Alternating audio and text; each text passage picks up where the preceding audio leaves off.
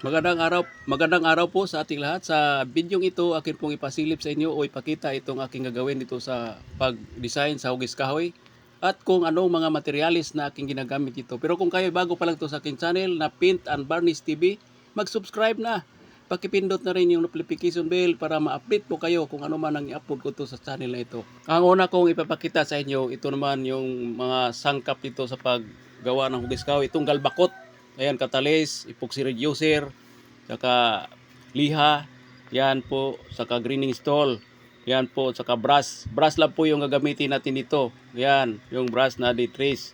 Yan po yung aking mga sangkap dito. Una, pagka design po tayo ng hugis kahoy. Kailangan po natin itong primer. Ang timplahin po natin itong galbakot, kalahati lang po. Ready mix na po ang gagamitin ko dito sa galbakot. Sa pundasyon po dito pagka naghugis kahoy tayo, itong yelo. Bago po natin ito po yung pinaka-importante nitong pinaka-pundasyon sa paggawa ng hugis kahoy. Timplahin ko na po ito kalahati muna. Hindi po natin ito lahat na yan. Lagyan po natin ng kalahating katalis. Tapos haluin natin ito mabuti. Yan po yung ating gagawin nito. Kailangan mahalo ng maayos bago po natin ipahid. So okay na, nahalo na. Ayan na po yung sanding sealer. Saka lacquer flow. Yan ang pangipit po dito pagka naayos na natin o na-design na natin yung hugis kahoy. Ang una kong gagawin, ito nga yung dati niyang cabinet. Ayan, plain lang ito, maple ang kulay. Kaya gagawin ko itong hugis kahoy. Kasi ayan o, kita mo ang pangit-pangit na. Ang unang gagawin ko dito, pagkatapos maliha, first coating po itong galbakot. Yan po yung pinakapundasyon dito pagka nagawa po tayo ng design na hugis kahoy. Kaya panoorin na po niyo hanggang sa dulo para makita nyo ang aking mga ginagawa ito sa pag-design ng hugis kahoy. Ang ginagawa ko dito, first coating hanggang 2 patong po itong galbakot.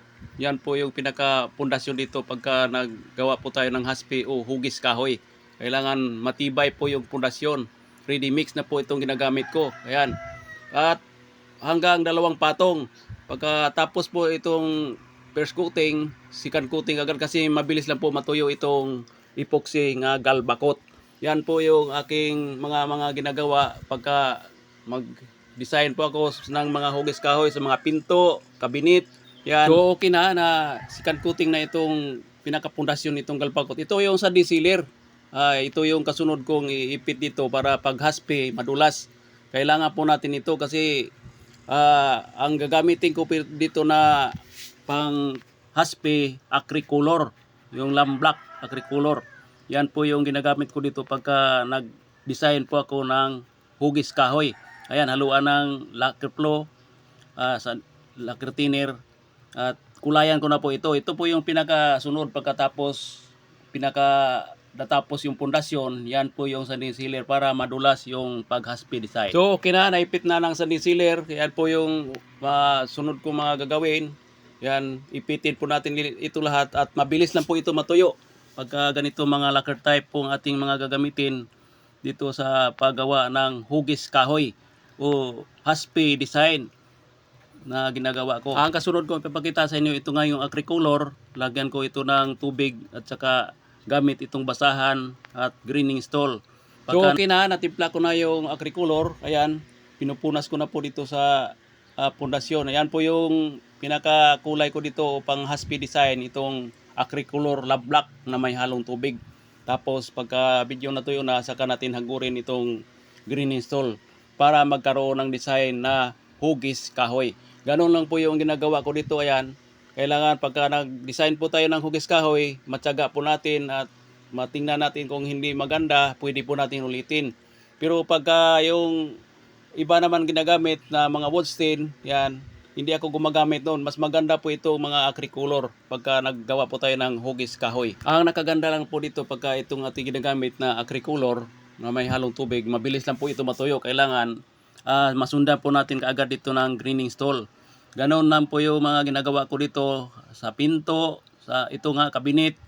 Ako lang po yung para magbago naman po ang design. Katulad dati mga plain, ito magmukhang kahoy na po yung pagkanapis na hanggang doon sa dulo. So okay na, tapos na mahaspihan. Ang gagawin dito, patuyuin lang muna natin ito. Saka ito yung hinahanda ko, yung sanding sealer. Haluan ng lacquer flow. Yan po yung pang-ipi dito o pang-adjust para dito sa ginagawa kong hugis kahoy. Ito po, tipid po itong mga design na to. katulad dito, mga varnish.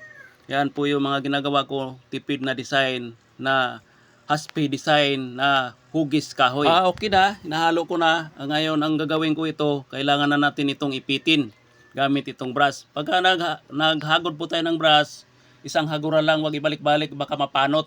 Ganon po yung aking ginagawa. Kasi pwede rin yan pag spray gun, pero kailangan maipit muna natin ng isang mano, saka hanggang 3 mano, bago po natin ito i-adjust ang mga design. I-adjust ang design na hindi masagwa. Tingnan. Ganon po yung ginagawa ko ito. Ayan na po, tapos na. Naipit na po ito hanggang 3 patong dito sa sanding sealer. Yan lang po, napakasimpleng design na po, tipid para mabago na mo po. So, kung nagustuhan tong video na to, huwag kalimutan i-like and i-share. Doon po sa mga nagtatanong, magtanong na po kayo. Akin din yan sasagutin sa oras na break time o kaya pag-uwi sabay. Marami pong salamat sa mga nanood at walang sawang sumuporta dito sa aking munting channel. At pakipollow at like na lang po yung FB page ko na Paint and Varnish TV. Salamat po!